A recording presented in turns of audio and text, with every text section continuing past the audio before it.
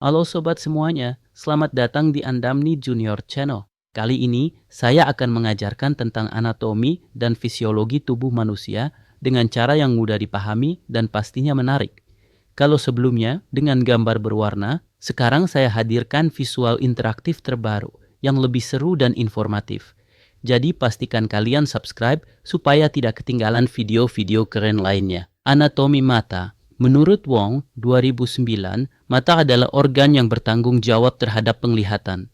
Mata terletak di dalam rongga tulang pelindung atau orbit dan terdiri dari 3 lapisan utama. Bagian luar, yaitu sklera dan kornea. Bagian tengah, yaitu uvea, iris dan badan siliaris. Serta bagian dalam, yaitu retina yang mengandung sel-sel reseptor yang berfungsi mendeteksi cahaya.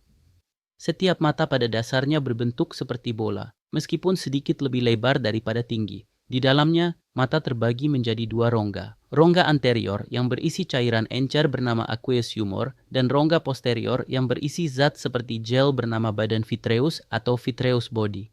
Pasokan darah ke mata disuplai oleh cabang-cabang arteri oftalmika, sementara aliran darah balik, vena, melalui vena oftalmika. Persarafan melibatkan beberapa saraf kranial, termasuk saraf optik untuk penglihatan, serta saraf okulomotor, troklear, dan abducens untuk mengontrol otot-otot ekstraokular. Mata juga dikelilingi oleh struktur seperti aparatus lakrimal, kelenjar air mata, dan kelopak mata yang berfungsi untuk melindungi dan melumasi mata. Selain itu, terdapat 6 otot ekstraokular yang melekat pada bola mata, memungkinkan pergerakan mata yang terkoordinasi. Fisiologis mata. Fungsi utama mata adalah menerima cahaya dan mengubahnya menjadi impuls saraf yang diteruskan ke otak. Proses ini dimulai dengan pemfokusan cahaya, di mana cahaya pertama kali masuk melalui kornea dan melewati pupil yang diatur oleh iris. Lensa kemudian menyesuaikan bentuknya dengan bantuan otot siliaris melalui proses akomodasi agar cahaya dapat terfokus dengan tepat pada retina. Setelah cahaya difokuskan, proses selanjutnya adalah transduksi cahaya. Di retina terdapat 2 jenis sel fotoreseptor, yaitu sel batang dan sel kerucut. Sel batang sensitif terhadap cahaya redup, memungkinkan penglihatan dalam kondisi minim cahaya, sementara sel kerucut merespon warna dan bekerja optimal di cahaya terang. Kedua jenis sel ini mengubah cahaya menjadi sinyal listrik.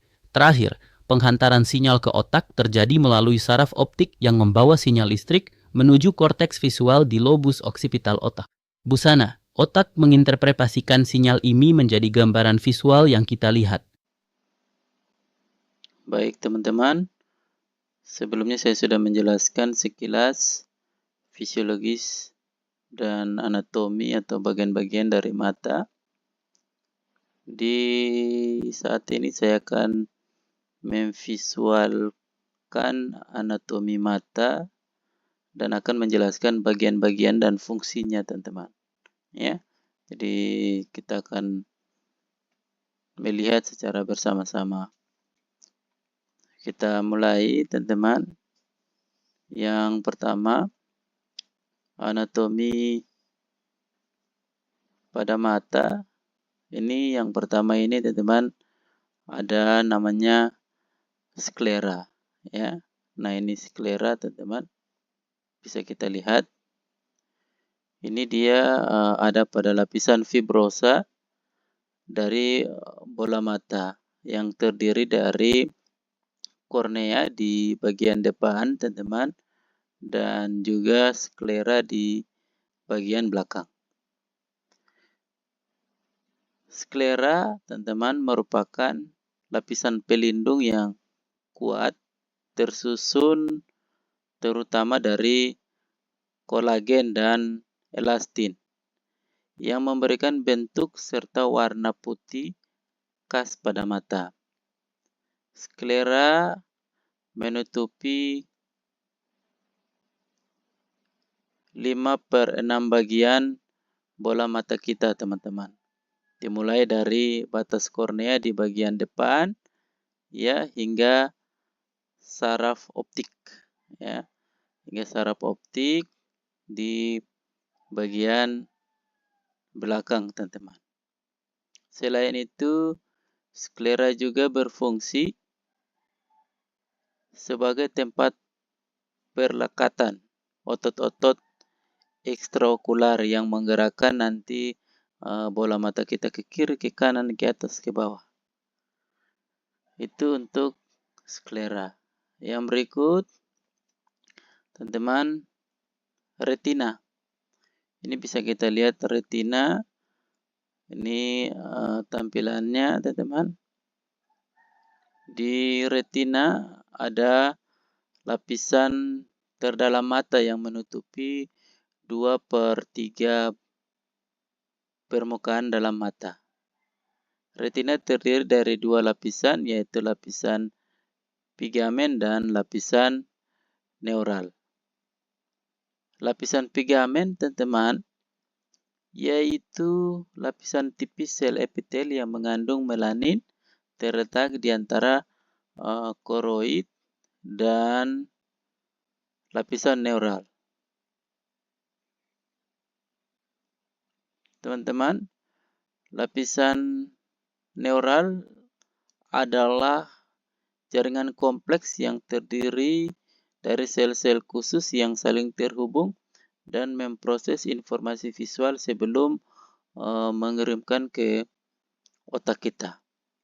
Di sini, teman-teman, bahwa ada jutaan fotoreseptor, yaitu batang atau disebut dengan rods, dan kerucut, teman-teman, itu atau cones. Nah, dua hal ini akan menangkap cahaya dan mengubahnya menjadi impuls saraf. Batang atau rods sangat sensitif terhadap cahaya dan bertanggung jawab untuk penglihatan dalam kondisi cahaya kita itu rendah, namun tidak membedakan warna. Sedangkan yang kerucut atau cones, teman-teman, itu kurang sensitif terhadap cahaya, tetapi bertanggung jawab untuk penglihatan warna dan mendeteksi detail hal-hal halus. Impuls tersebut diteruskan ke sel bipolar yang nantinya menyempurnakan dan memproses input visual sebelum mengirimkan ke saraf yang namanya ganglion. Teman-teman, perlu kita ketahui bahwa sel ganglion mengumpulkan dan mengintegrasikan sinyal dari beberapa sel bipolar dan mengirimkan informasi yang sudah diproses melalui akson mata kita, teman-teman, kemudian membentuk saraf optik yang nantinya membawa data visual ke otak untuk diinterpretasikan. Misalnya kita lagi lihat objek atau benda-benda atau hal-hal tertentu. Nah, di dalam retina ini ada yang disebut dengan diskus optik. Ya, diskus optik ini, teman-teman, disebut dengan titik buta karena tidak mengandung batang atau kerucut, tetapi dia terletak di tempat akson keluar dari mata untuk nantinya membentuk saraf optik. Jadi itu, teman-teman, terkait dengan retina. Ya, bisa kita lihat. Yang berikut, teman-teman, yaitu koroid. Ya, ini bisa kita lihat, teman-teman, ini koroid. Ya. Koroid sendiri adalah bagian dari lapisan tengah, teman-teman. Ya, ini kalau ya, jadi dari belakang dia di bagian tengah, dari depan dia di bagian tengah. Ya, jadi koroid ini, teman-teman, ada juga ya disebut dengan lapisan vaskular yang biasa kita dengar itu adalah uvea yang terdiri atas koroid, badan siliaris, dan iris. Koroid adalah lapisan terluar dari uvea. Hal ini merupakan lapisan jaringan ikat yang mengandung pigamen dan pembuluh darah. Ini terletak di antara sklera, dan retina.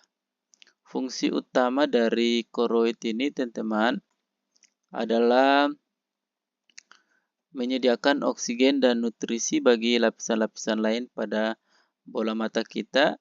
Selain itu, koroid mengandung melanosit, yaitu sel-sel penghasil pigamen melanin yang berfungsi menyerap cahaya berlebih dan mencegah pantulan cahaya di dalam bola mata kita, sehingga koroid ini membantu menjaga kita punya mata itu tetap jernih dan membantu untuk mempertajam kita punya penglihatan, ya. Jadi itu dari koroid, teman-teman. Yang berikut ada yang namanya konjungtiva, ya. Nah, ini dia konjungtiva. Ya, bisa kita lihat. Konjungtiva adalah selaput lendir yang tipis dan transparan. Kemudian dia ini menutupi serta melindungi bagian depan sklera. Ya, jadi yang ini adalah sklera, ini adalah konjungtiva, jadi dia menutupi atau biasa kita sebut dengan bagian kita punya bola mata itu yang bisa kita sebut putih, ya, bagian putih mata.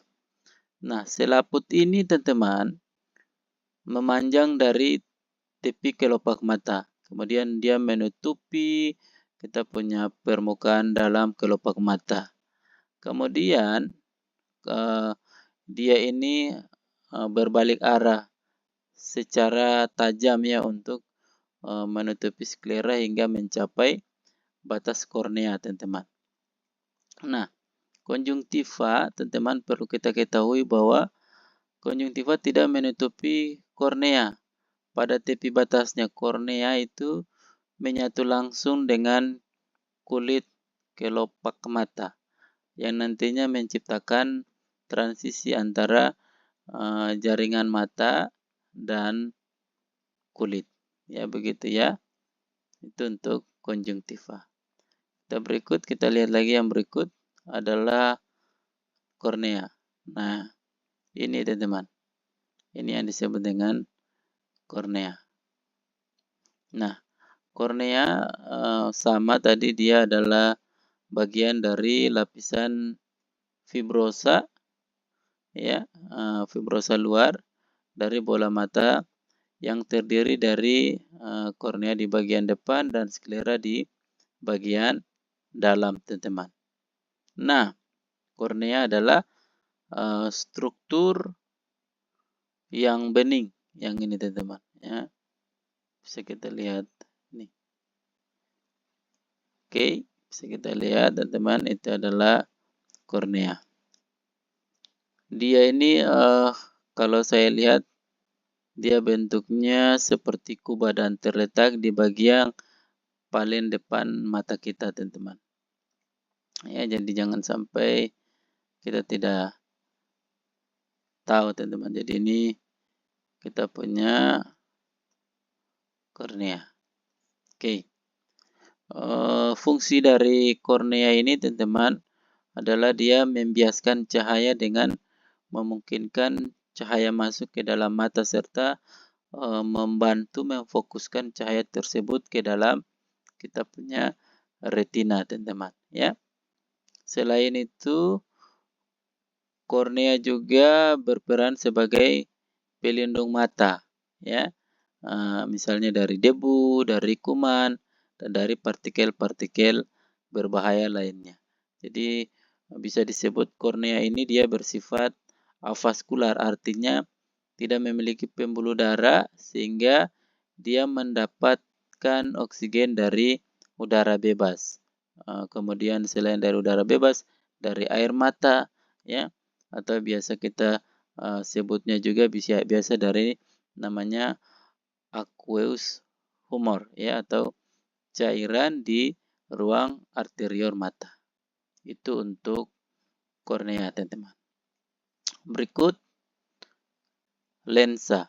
Ya, ini lensa, teman-teman. Ya, bisa kita lihat punya lensa mata. Ya, nah lensa, teman-teman, adalah cakram bening, ya, cakram bening dan fleksibel yang memiliki bentuk bionkaf atau lebih tebal di bagian tengah dan lebih tipis di bagian tepi sini, teman-teman. Ya. Nah, lensa terletak di dalam kapsulnya, ya, di belakang pupil dan juga iris, teman-teman, serta digantungkan pada dinding luar bola mata, serta nantinya ini dia melalui yang namanya serabut sonula atau sonular fibers.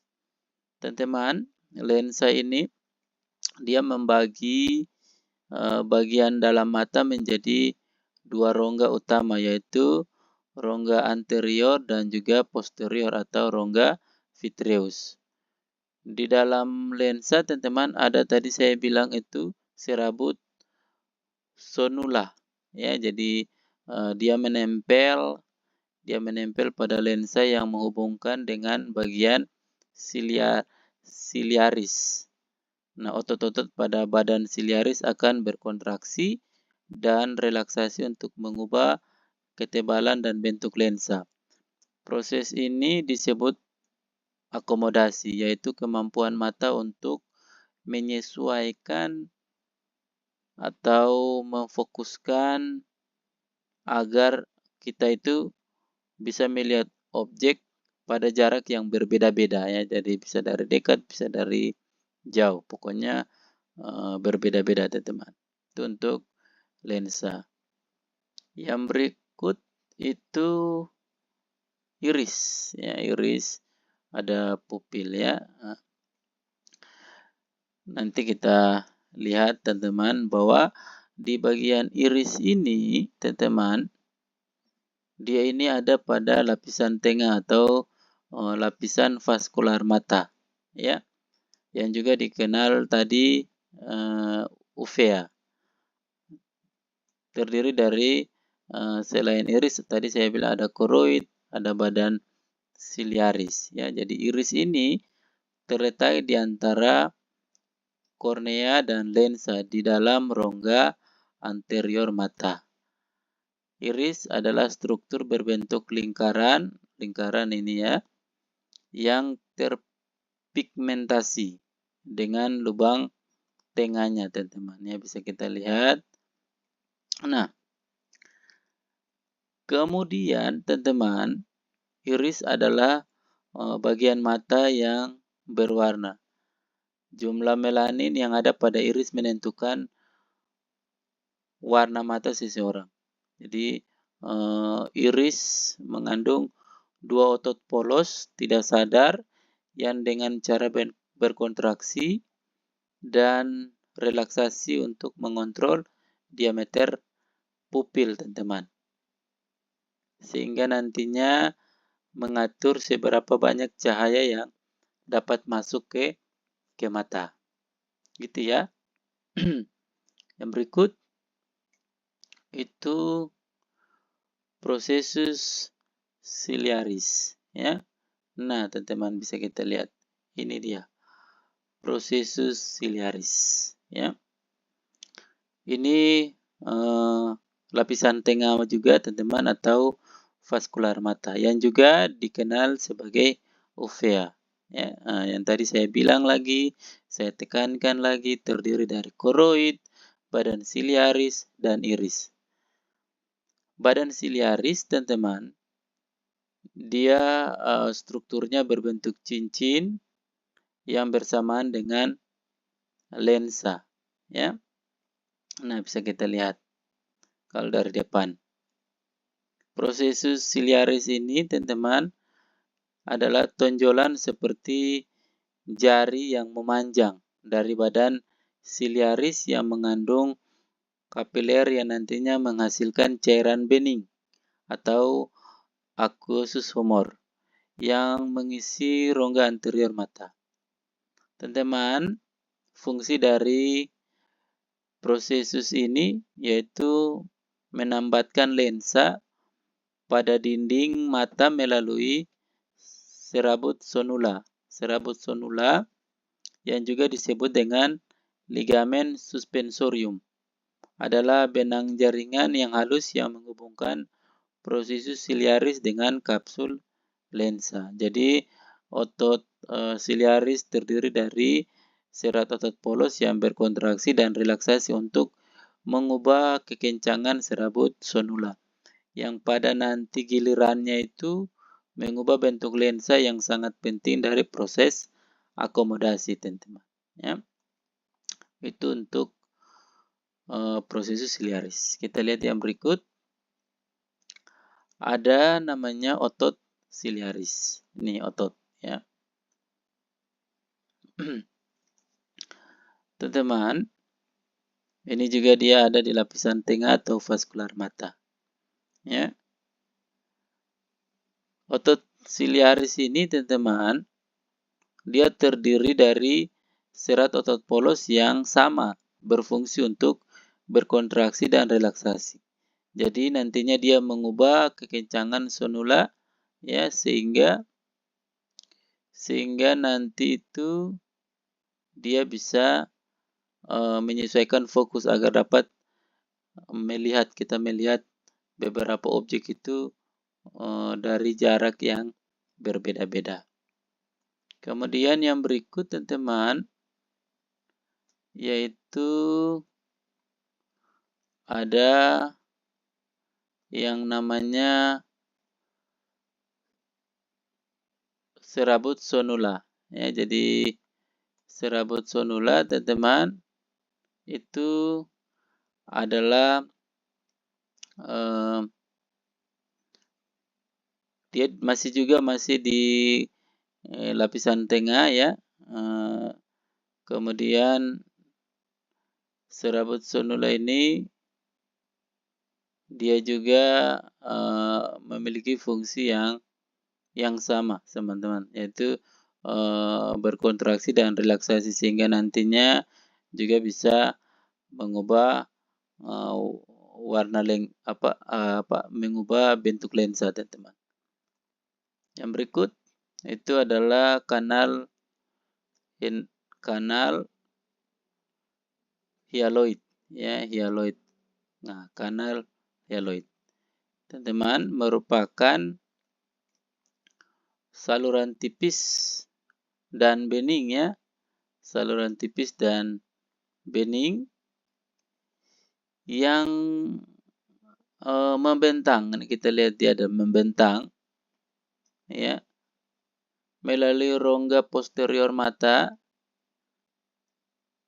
dari dis optik hingga bagian belakang lensa. Jadi kanal ini dia terbentuk oleh membran hyaloid, yaitu membran yang membungkus badan vitreus dan memisahkan dari bagian lain mata. Jadi selama kanal hyaloid ini biasanya itu dia dalam perkembangan, ya, misalnya di waktu kita masih dalam janin, kanal ini mengandung arteri yang nantinya menyuplai darah ke lensa yang sedang berkembang. Sehingga tak lama kelahiran, ya, arteri tersebut menghilang dan kanal ini terisi oleh limfa. Ya, begitu, teman-teman. Kita next lagi, yaitu saraf optik. Ya, ini, teman-teman. Ya, ini saraf optik. Oke, coba saya visual. Itu saraf optik, teman-teman, ya. Seperti itu. Ya. Saraf optik atau biasa dikenal juga dengan saraf kranial kedua. Ya, jadi saraf optik ini bisa kita lihat dia bertanggung jawab untuk mentransmisikan informasi visual yang ditangkap oleh retina ke pusat-pusat visual di otak. Saraf ini berasal dari dis optik, di bagian belakang mata yang terbentuk dari gabungan akson-akson di ganglion, teman-teman. Saraf optik ini terdiri dari sekitar 1 juta serat saraf yang dibandel dalam 3 lapisan. Nah, kita lihat ini betul dah. Ada 3 lapisan. Jadi lapisannya ini 1, 2 ada di dalam. Ya. Nah, saraf optik, teman-teman, dia terbentuk di bola mata, kemudian keluar dari orbit yang dengan melewati kanal optik. Dan nantinya dia membentuk kiasma optik yang di dasar otak. Di kiasma, serat-serat optik sebagian melewati satu sama lain, kemudian melanjutkan perjalanan menuju talamus, teman-teman. Itu untuk saraf optik. Yang berikut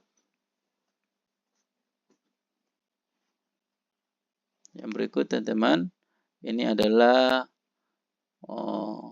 pembuluh darah ya. Kita dari sini. Pembuluh darah.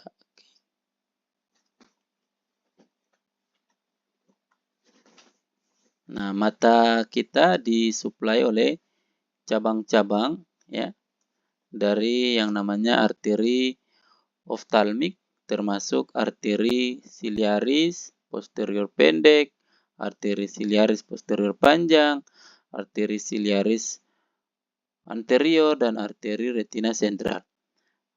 Darah vena terutama dibuang oleh vena retina sentral yang mengumpulkan darah dari retina dan akhirnya mengalir ke namanya sinus cavernosus. Nah, bisa kita lihat. Yang merah ini adalah arteri, kan yang biru ini teman-teman adalah vena. Oke, kita next. Yang namanya kantong air mata atau biasa disebut lakrimal. Ini dia, teman-teman. Ya.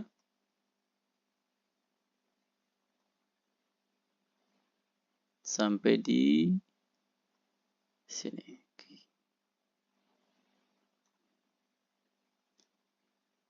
Nah, teman-teman. Kantong air mata atau lakrimal ini adalah kelompok struktur yang bertanggung jawab untuk memproduksi dan mengalirkan air mata kita. Ya, jadi ini sangat penting supaya kita punya mata itu atau biasa kita sebut melumasi dan melindungi kita punya permukaan mata. Ya, jadi lakrimal ini dia terdiri dari kelenjar lakrimal, kemudian kanalikulus lakrimal, kemudian kantong lakrimal, dan juga saluran nasolakrimal. Ya, jadi ini kalau saya visual dia ulang, dia ukuran atau dia kalau kita lihat ini dia seperti saya katakan kacang almond ya, dan dia ini terdiri di atas sudut luar mata. Jadi sekali lagi kelenjar ini yang nanti menghasilkan air mata yang terdiri dari air, elektrolit, protein, dan mukus yang kemudian nantinya mengalir melalui 6 hingga 12 saluran ekskretrosis ke konjungtiva pada kelopak mata kita ini, konjungtiva ininya ya. Kemudian teman-teman kita next ada yang namanya kanalikulus ya lakrimal. Nah, jadi ada superior, kemudian ini superior, ini inferior. Jadi kelenjar atau kanalikulus lakrimal, teman-teman, ini berukuran sama ya, dia seperti kacang juga ini, teman-teman. Ya, oke. dia apa namanya? Biasanya itu kita tadi misalnya ini adalah lakrimal tadi ya, misalnya air mata, otomatis dia akan melewati di sini, kelenjar sini. Nah, misalnya air mata masuk ya, misalnya air mata masuk melalui dua lubang kecil di sini ya, ada dua lubang di sini. Nah, satu, dua ya, oke. Ya atau dua lubang itu biasa disebut dengan punca lakrimal dan mengalir ke dua saluran kecil yang dikenal dengan kanalikulus lakrimal. Di atas ini namanya superior, yang di bawahnya adalah inferior. Nah, kanalikulus ini dia akan mengarah ke kantong lakrimal, ya. Dia akan mengarah ke kantong lakrimal dan kemudian menuju di saluran nasolakrimal dan juga kantong lakrimal yang terletak di antara tulang lakrimal dan maksila. Ini berfungsi, teman-teman, sebagai penampung air mata sebelum akhirnya mengalir ke kita punya rongga hidung. Oke, yang berikut ada namanya kelenjar lakrimal ya. Ini kita punya kelenjar lakrimal. Oke, bisa kita lihat. Ini dia. Nah, ya. Jadi teman-teman, kelenjar lakrimal ini berukuran apa namanya? Sama ya, dia seperti kacang juga ini ya. Kalau tadi juga dalam bentuk seperti kacang, ini juga bentuknya seperti kacang. Ini teman-teman, kelenjar ini nantinya dia menghasilkan air mata yang terdiri tadi sama ya. Jadi tadi saya bilang bahwa campuran air, elektrolit, dan protein dan mukus. Kemudian nantinya dia mengalir ya. Dia mengalir ke 6 hingga 12 saluran elektretoris ke dalam konjungtiva pada kelopak mata bagian atas ya. Oke. Seperti itu. Ya. Yang berikut teman-teman, kelenjar meibom. Jadi kelenjar meibom ini ya ada superior, ada inferior. Oke. Nah, teman-teman, perlu kita ketahui bahwa ini biasanya juga disebut dengan kelenjar tarsal. Adalah kelenjar sebaceus khusus yang terletak di dalam pelat tarsal sepanjang tepi kelopak mata.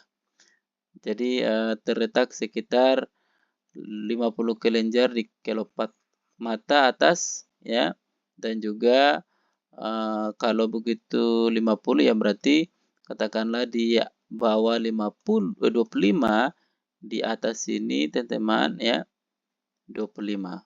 Oke, jadi 50.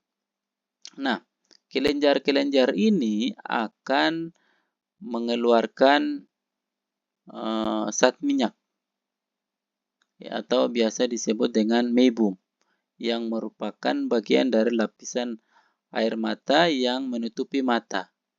Meibum mencegah mencegah penguapan air mata dan tumpahnya air mata ke pipi, serta membantu menjaga agar penutupan kelopak mata tetap rapat dan kedap udara. Oke, kita next yang berikut. Nah, ini ya. Ini adalah namanya orbicularis oculi. Jadi jelas sekali ada 3 ya. Ada bagian orbital ya.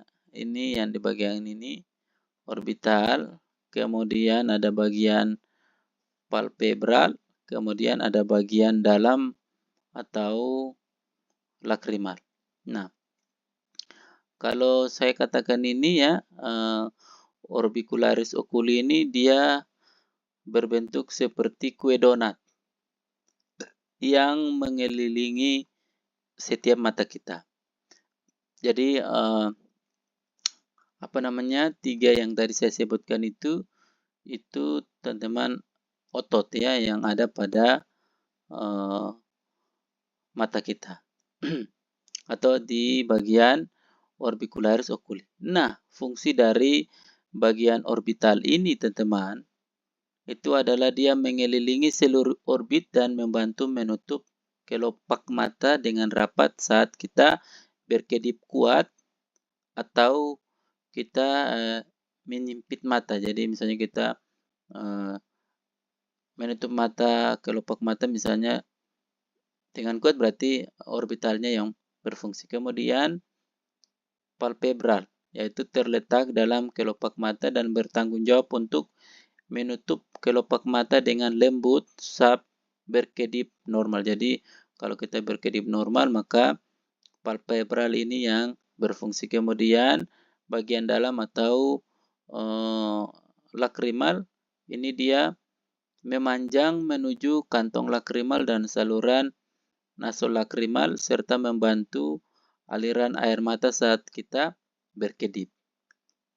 Ya, jadi penting sekali teman-teman terkait dengan orbicularis oculi. Next, ada yang namanya septum orbital ya, septum orbital septum. Nah, bisa kita lihat. Nah, jelas sekali ya. Nah, septum orbital adalah perpanjangan dari periosteum yang membentuk lembaran membran tipis. Jadi ini dia lembarannya oke. Dan juga tipis. Septum ini membentang dari pinggir orbit, teman-teman jelas sekali ya. Pinggir orbit ya. Pinggir orbit ke setiap kelopak mata dan menyatu dengan pelat tarsal tadi yang saya sebutkan. Septum ini ditembus oleh beberapa otot ekstraokular di atas levator palpebral superior tadi dan dibawa oleh selubung otot rectus inferior dan oblik. Septum orbital memisahkan dari struktur-struktur di sekitarnya di wajah dan berfungsi untuk mempertahankan posisi bola mata. Jadi itu fungsinya ya. Oke, kita next. Yang berikut levator palpebrae superioris. Oke. Ini ya tampilannya. Adalah otot yang bertanggung jawab untuk mengangkat kelopak mata bagian atas secara sukarela dan menjaga mata tetap terbuka ketika seseorang itu dia terjaga. Otot ini berasal dari sayap kecil di tulang sphenoid dekat puncak orbit dan memasukkan ke pelat tarsal dan kulit kelopak mata bagian atas. Otot ini teman-teman berkontraksi untuk mengangkat kelopak mata bagian atas dan dipersarafi oleh saraf okulomotor. Saraf okulomotor ya, okulomotor bukan okulomotor atau saraf kranial ketiga. Oke. Kita next. Yang berikut superior oblique ya, superior oblique. Ya. Teman-teman. Jadi pada superior oblique ini ada 6 otot ekstrinsik mata ya. Jadi otot rectus superior ya, kemudian inferior, kemudian lateral dan medial serta otot oblique superior dan inferior. Teman-teman, otot oblique superior berasal dari tubuh tulang sphenoid dekat puncak orbit, kemudian memanjang ke depan dan lateral. Kemudian dia melingkar di sekitar troklea dan memasukkan ke sklera pada sisi superlateral bola mata. Otot ini dipersarafi oleh saraf troklea dan saraf kranial keempat. Fungsi dari otot obliquus superior ini adalah untuk menghasilkan intorsi dan rotasi internal, depresi, dan juga abduksi mata, yang berarti mengarahkan pandangan ke arah inferolateral. Seperti itu, teman-teman. Ya, bisa kita lihat.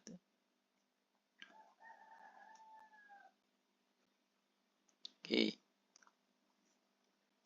Kita next. Ada yang namanya interior oblique. Ini dia. Dari depan ini ya, kalau dari belakang. Oke. Sama teman-teman, ada 6 otot ekstruksi tadi.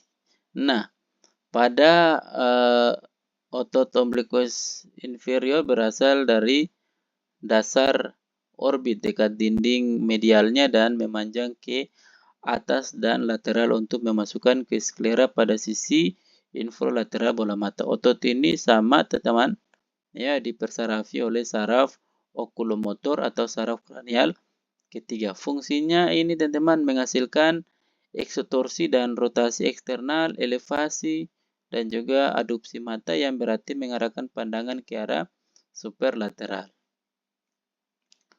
Teman-teman, next itu adalah lateral rectus. Ini teman-teman. Nah, lateral rectus teman-teman, dia juga sama, ada 6 otot ekstruksi mata ya, tapi otot rectus ini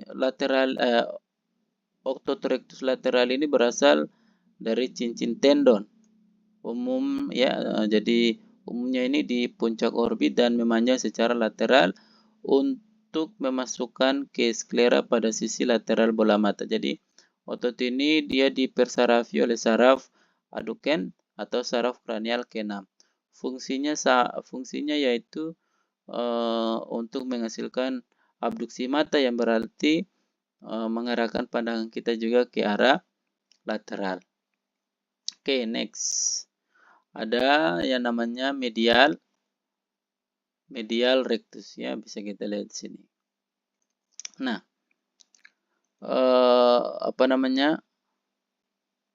medial rectus atau otot rectus medial ini berasal dari cincin tendon yang biasa atau umumnya itu di puncak orbit dan memanjang secara medial untuk memasukkannya juga sama ke dalam sklera pada sisi medial bola mata. Otot ini dia dipersarafi oleh saraf okulomotor atau saraf kranial ketiga. Ya, jadi fungsinya itu menghasilkan aduksi mata yang berarti mengarahkan pandangan ke arah medial. Oke. Kemudian yang berikut inferior rectus. Ya, jadi inferior rectus ini dia sama tadi ya, yaitu berasal dari cincin tendon dan pada umumnya itu ada di puncak orbit dan memanjang ke bawah untuk memasukkan ke sklera pada sisi inferior bola mata. Jadi otot rectus ini fungsinya itu menghasilkan depresi, aduksi, dan rotasi eksternal pada mata kita yang nantinya itu dia mengarahkan pandangan ke arah inferolateral. Oke, next. Yang berikut adalah superior rectus.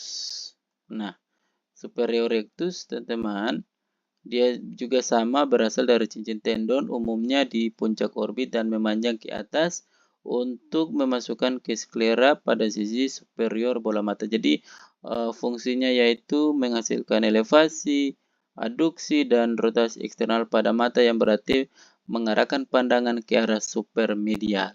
Ya. Berikut teman-teman ada namanya troklea. Ini dia troklea. Nah, troklea biasa juga disebut sebagai katrol otot oblique superior.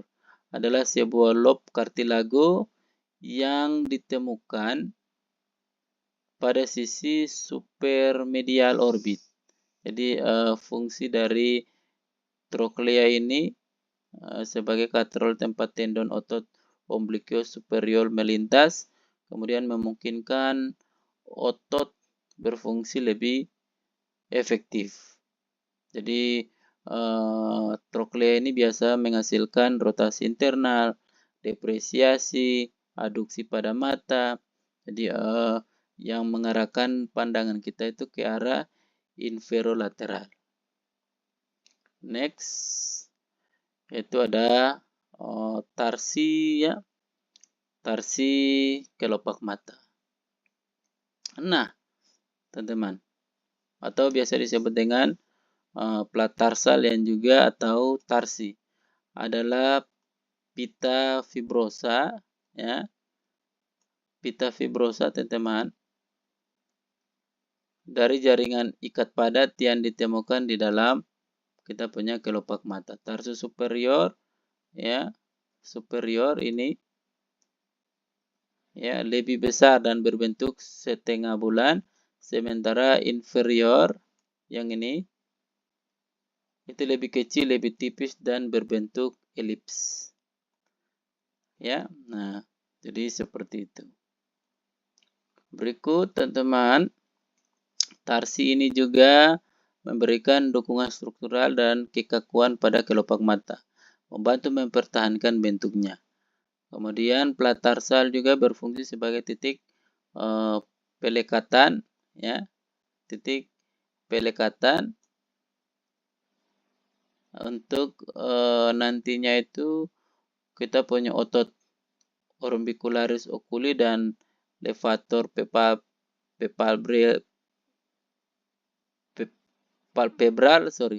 levator palpebral superioris. Nah, selain itu, tarsal mengandung kelenjar membomium yang mensekresikan minyak untuk menjaga kita punya mata tetap terlumasi dan mencegah penguapan air mata, teman-teman.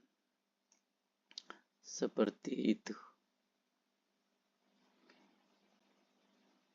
Yang berikut itu adalah fascia capsulopalpebral. Nah, jadi fascia capsulopalpebral adalah jaringan fibrosa tipis yang memberikan dukungan pada kelopak mata bagian bawah. Jadi fascia ini dia membantu dalam depresiasi kelopak mata bagian bawah ketika otot oblique inferior dan rectus inferior berkontraksi. Yang berikut teman-teman ada ligamen ya, ligamen palpebral. Jadi ligamen palpebra ini adalah struktur fibrosa ya yang terdapat ini kita di sini ya, yang terdapat dalam kelopak mata yang memberikan dukungan struktural dan stabilitas. Jadi setiap ligamen memanjang dari orbit tulang menuju komissur kelopak mata, kemudian membelah menjadi dua bagian dan melekat pada tarsal plates.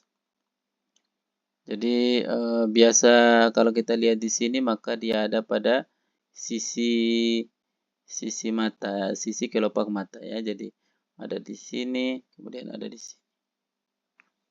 Oke, kita lanjut di ligamen ya, ligamen transversal superior. Jadi ligamen transversal superior atau biasa disebut dengan ligamen Whitnall. Ya, ini dia. Jadi dia ini adalah pita fibrosa yang berjalan secara horizontal di atas bola mata.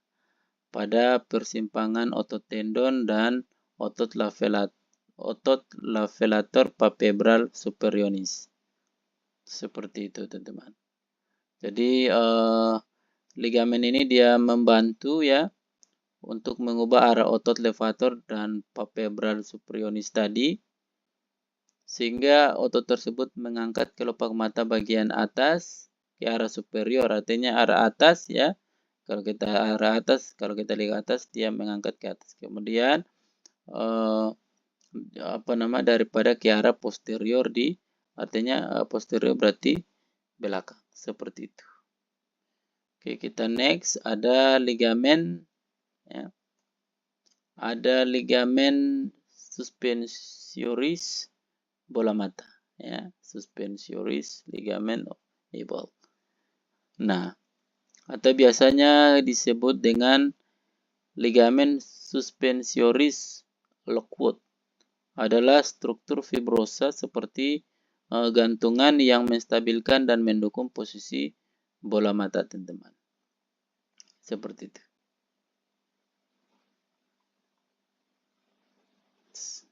Oke. Kita next yang berikut. Yang terakhir ada apa ini? Bulu mata. Oh iya, bulu mata. Oke. Bulu mata ini adalah rambut halus kecil yang tumbuh sepanjang tepi kelopak mata. Jadi bulu mata ini memiliki fungsi ya. Jadi jangan kita ngapa-ngapain kita punya bulu mata, jangan sampai kita cabut atau kita copot ya. Jangan, karena dia berfungsi untuk melindungi mata dari kotoran, debu, dan benda asing. Dan juga membantu memicu refleks berkedip ketika benda mendekati mata. Jadi misalnya ada sesuatu yang mendekati kita punya mata, langsung dia berkedip. Ya, itu fungsinya juga sangat penting. Kemudian biasanya berbeda-beda ya pada kita punya mata di setiap tubuh kita, diri kita, ya, bervariasi. Jadi ada yang panjang, kemudian ada yang ketebalan, ya, kemudian ada yang kayak melengkung begitu ya. Jadi pokoknya bervariasi di antara kita punya diri. Intinya selain dia memiliki fungsi, dia juga berkontribusi pada kita punya penampilan estetika mata. Jadi katakanlah kita punya mata bagus ya, maka kita punya bulu mata ini harus juga. Terima kasih sudah menonton sampai akhir. Jangan lupa klik like kalau kamu suka videonya. Share ke teman-teman biar makin banyak yang belajar bareng. Dan tentunya subscribe untuk video edukatif lainnya seputar anatomi dan fisiologi tubuh manusia. Sampai jumpa di video selanjutnya. Tetap semangat belajar dan jaga kesehatan.